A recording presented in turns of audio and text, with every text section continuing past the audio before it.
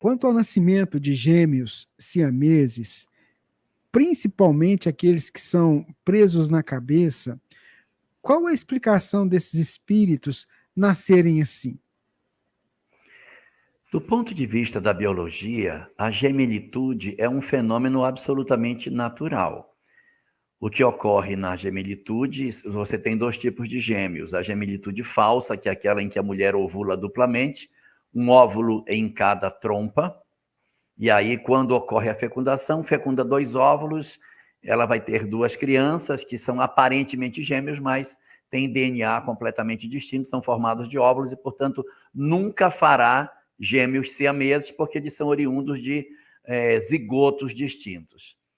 Mas ocorre um tipo de gemelitude que é mais rara, que é a gemelitude verdadeira, os gêmeos monozigóticos, em que um único óvulo e um único espermatozoide é fecundado. Não são dois espermatozoides num óvulo, não é isso.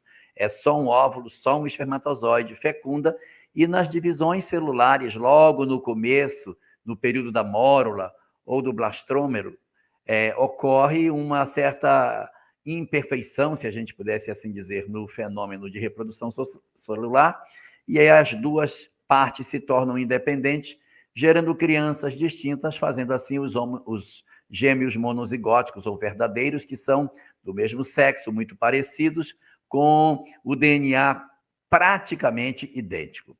Então, quando você tem essa circunstância, você tem a possibilidade de gerar aquela circunstância dos chamados gêmeos chifópagos, ou chamados também de siameses. Eles podem ser ligados por várias partes do corpo, e algumas vezes pela cabeça. O que a doutrina espírita nos apresenta sobre essa circunstância é que esses fenômenos eles são relevantes demais para que eles possam ser tomados à conta do acaso.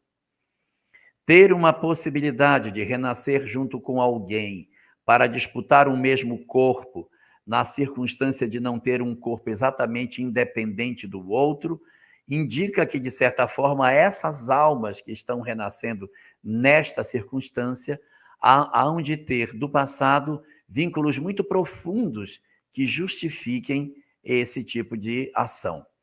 No livro Contos e Apólogos, no capítulo 5, há uma página chamada Na Seara do Ódio, em que vai aparecer ali uma circunstância de ódio entre dois espíritos, que em função de estarem no mundo espiritual num processo de ódio recíproco, elas se imantaram tanto pelo ódio, tanto, houve tanto ódio entre as criaturas, que quando elas renasceram disputando o mesmo corpo.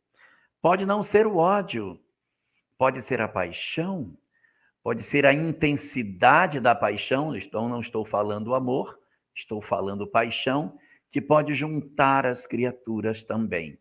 São circunstâncias dolorosas, porque vão exigir, muitas vezes, uma negociação durante a vida inteira, porque os corpos nem sempre conseguem separar, e um diz assim, eu quero dormir, mas eu quero estudar. E como que você faz? Porque não tem como um vai, outro não vai.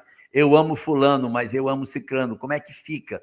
Porque são duas mentes, dois espíritos, duas vontades, e aí tudo tem que ser negociado em virtude da divisão das próprias vísceras, muitas vezes. Então, essa vinculação que você perguntou pela cabeça é apenas uma circunstância. Pode ser por qualquer outra parte do corpo. Quando é possível separar essas crianças para que elas vivam vidas independentes, pode significar que, de repente, em que pese as vinculações que elas possuem, elas têm a possibilidade de se desenvolverem como indivíduos distintos. Mas há casos em que esse vínculo é tão mais estreito que se torna, vou usar uma palavra forte, impossível dividir, porque, de repente, elas têm a parte de cima como dupla, mas apenas duas pernas, não tem como você separar os indivíduos. Então, as vinculações como causas espirituais são as imantações negativas que promovem a vinculação entre as criaturas, exigindo um reajuste entre elas. A paixão e o ódio costumam ser os sentimentos mais comuns nessas circunstâncias. Você estava esclarecendo isso aí, eu me recordei daquela passagem do Evangelho, né? Causas anteriores das aflições. Talvez a gente acabe encontrando ali, né, Jorge? Sim, porque a criança já nasce com um drama.